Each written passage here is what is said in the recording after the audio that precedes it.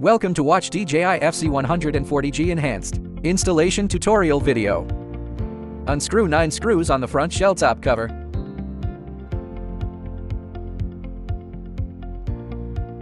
Remove the front shell and top cover. Remove the front shell top cover. Use 4 M3 screws. Fix the 4G module base on the right middle frame. Snap the 4G module onto the 4G module base. Lock the M3 screws above. Open the middle frame buckle. Lift the airframe. Snap the 4G module signal cable into the cable clip.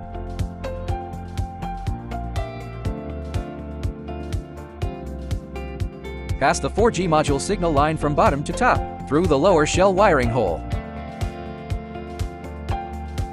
Then through the holes in the middle frame and lower shell. Loosen the 2 screws of the reserved interface.